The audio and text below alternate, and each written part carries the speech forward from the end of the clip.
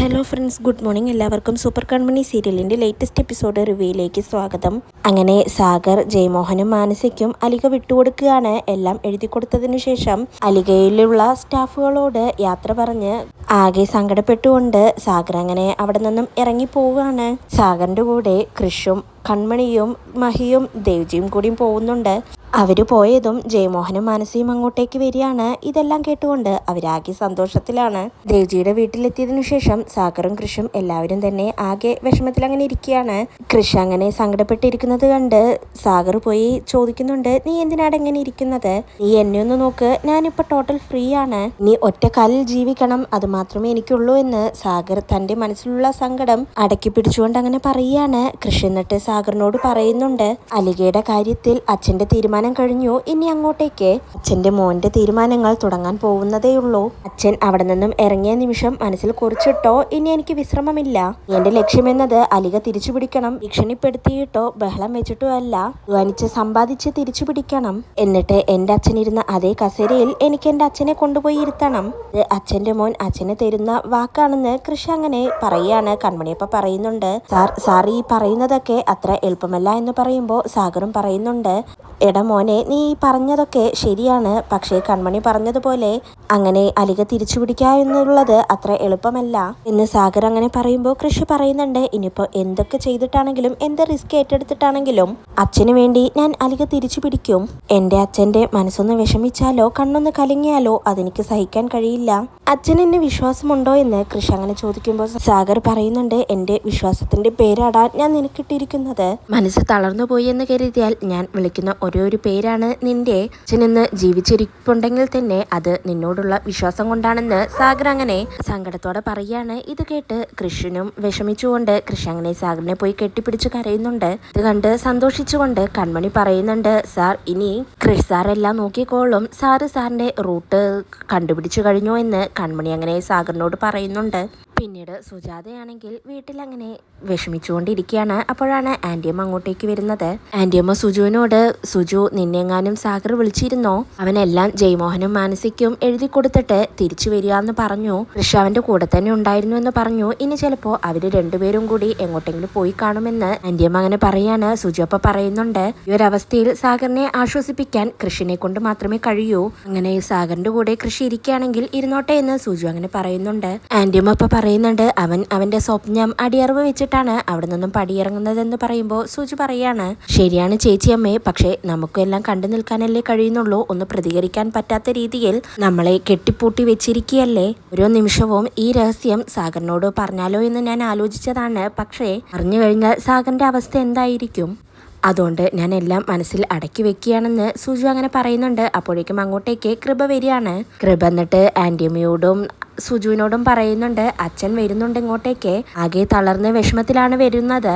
അതുകൊണ്ട് രണ്ടുപേരോടുകൂടി ഞാനൊരു കാര്യം പറയാം, അച്ഛനോട് തർക്കിക്കാനൊന്നും നിൽക്കരുത്. ഇക വിട്ടുപോയതിന്റെ നല്ല വിഷമുണ്ടാവും അച്ഛന്. നമ്മുടെ കുടുംബത്തിൽ ഇതിനെപ്പറ്റി ഇനിയൊരു സംസാരം ഉണ്ടാവരുത്. എല്ലാം മനസ്സിലായോ അമ്മയ്ക്ക് എന്നങ്ങനെ കൃപ ചോദിക്കുകയാണ്. അപ്പോഴേക്കും അങ്ങോട്ടേക്ക് സാഗർ വരുന്നുണ്ട്.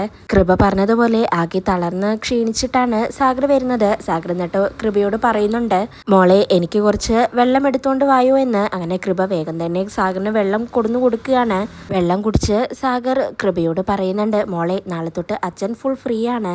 നമുക്ക് എവിടെ വേണമെങ്കിലും പോവാം, എത്ര സമയം വേണമെങ്കിലും ചെലവഴിക്കാം. അച്ഛൻ ഇനി പ്രത്യേകിച്ച് ജോലിയൊന്നുമില്ല എന്ന് പറയാണ്. എന്നിട്ട് ചേച്ചിയമ്മയോടും സുജുവിനോടും പറയുന്നുണ്ട്, ലിയയുടെ കാര്യങ്ങളൊക്കെ ഇനി ജയമോഹനും മാനസിയും കൂടി നോക്കിക്കോളും. നിങ്ങൾ പേടിക്കൊന്നും വേണ്ട. ഇങ്ങോട്ടേക്ക് പോരുമ്പോൾ പോലും നിങ്ങൾക്ക് വേണ്ടപ്പെട്ടവരെ ഞാൻ ദ്രോഹിച്ചിട്ടില്ല.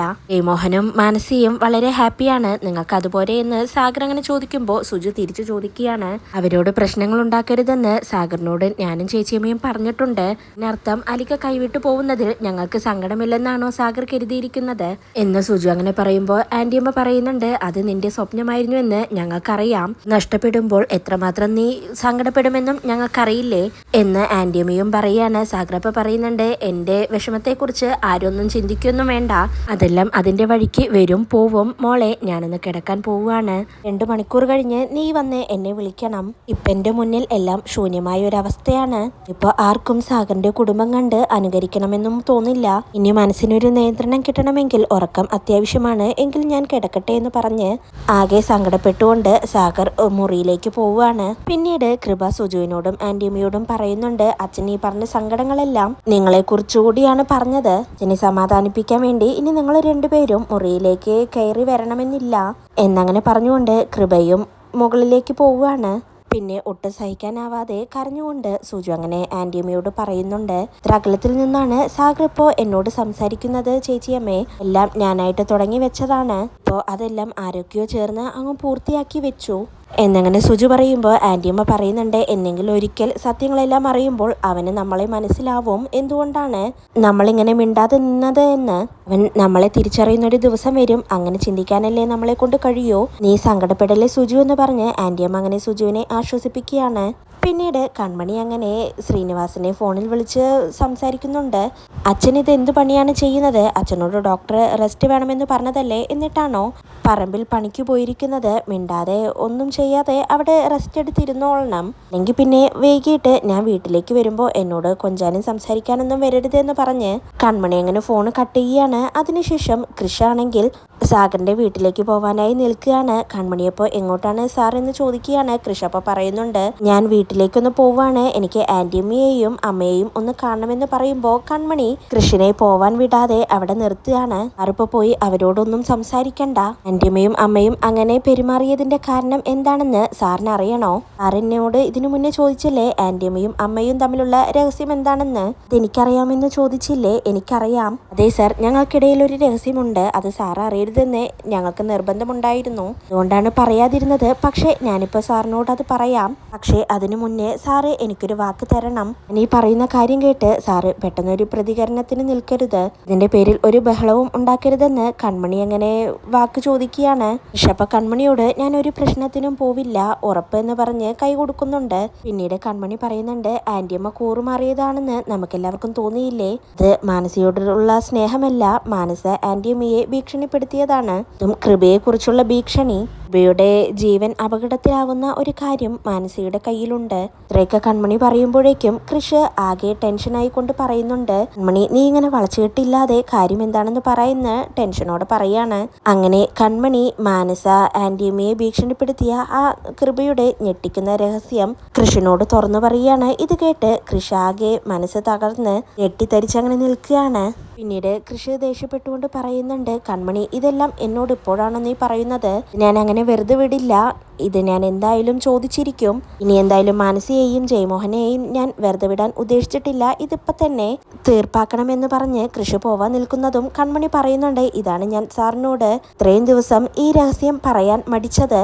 ഇപ്പൊ പോയി സാർ ഒരു പ്രശ്നമുണ്ടാക്കിയാൽ അത് നമ്മുടെ കൃപയുടെ ഭാവിയെയാണ് ബാധിക്കുന്നത്. അവളുടെ ജീവൻ തന്നെ അപകടത്തിലാവും. സാറ് അതിനെക്കുറിച്ചൊന്ന് ചിന്തിച്ചു നോക്ക്. അതുകൊണ്ടാണ് ഞാൻ പറയുന്നത്, സാറ് ഇപ്പോൾ പ്രതികരിക്കാൻ നിൽക്കരുത് എന്നെല്ലാം വരാൻ പോകുന്ന സംഭവങ്ങളെക്കുറിച്ച് കൺമണി അങ്ങനെ കൃഷിനോട് പറയാണ്. എല്ലാം കേട്ടതിനു ശേഷം ഒന്നും ചെയ്യാനാവാതെ കൃഷി അങ്ങനെ മനസ്സ് തകർന്നുകൊണ്ട് അവിടെ അങ്ങനെ ഇരിക്കുകയാണ്. കൺമണി എന്നിട്ട് കൃഷിന്റെ അടുത്ത് പോയി ഇരുന്നു കൊണ്ട് കൃഷിനെ അങ്ങനെ ആശ്വസിപ്പിക്കുന്നുണ്ട്.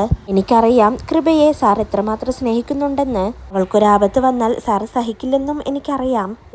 സാറെല്ലാം ഉള്ളിലൊതുക്കിയേ മതിയാവൂ. ഇനി ആകെ സാറിനെ അലിഗയിൽ നിന്ന് പുറത്താക്കിയത് മാത്രമല്ല, ഈ കാരണം കൂടി സാറ് മനസ്സിൽ വെക്കണം. എന്നിട്ട് വേണം പ്രതികാരം ചെയ്യാൻ. എല്ലാം നേടി അവർക്ക് മുന്നിൽ നിൽക്കുന്ന സമയത്ത് നമുക്ക് എണ്ണി എണ്ണി അവരോട് കണക്ക് ചോദിക്കാം എന്ന് കൺമണി പറയുമ്പോൾ കൃഷി പറയുന്നുണ്ട്, എന്റെ അനിയത്തിയെ ചതിച്ചവരെ ഞാനിനി ഒരിക്കലും വിടില്ല. അവരൊരു അവസരം വെച്ചിട്ടല്ലേ ഇങ്ങനെ ചെയ്തത്. അങ്ങനെ ഒരു അവസരത്തിന് വേണ്ടി ഞാനും ഇനി കാത്തിരിക്കും. എണ്ണത്തിനെ പോലും ഞാനിനി വിടില്ല എന്ന് കൃഷി അങ്ങനെ കൺമണിയോട് പറയുന്നുണ്ട്. അപ്പോഴാണ് കൺമണിയുടെ ഫോണിലേക്ക് മരിയെ വിളിക്കുന്നത്. എനിക്ക് മോളെ ഒന്ന് കാണണമെന്ന് പറയാണ്. കൺമണി ഇപ്പൊ പറയുന്നുണ്ട്, ഞാനിവിടെ അടുത്ത് തന്നെയുണ്ട്, ഇപ്പൊ തന്നെ വരാമെന്ന് പറഞ്ഞു ഫോൺ കട്ട് ചെയ്യാണ്. കൺമണി എന്നിട്ട് ഫോൺ കട്ട് ചെയ്തതിന് ശേഷം കൃഷ്ണനോട് പറയുന്നുണ്ട്, ഞാനൊരു അമ്മയെ കുറിച്ച് പറയാറില്ലേ മരിയ, അവർക്ക് എന്നെ ഒന്ന് അത്യാവശ്യമായി കാണണമെന്ന് പറഞ്ഞു, ഞാൻ പോയിക്കോട്ടെ എന്ന് കൺമണി അങ്ങനെ കൃഷ്ണനോട് ചോദിക്കുകയാണ്. ഇതോടെയാണ് ഇന്നത്തെ എപ്പിസോഡ് അവസാനിക്കുന്നത്.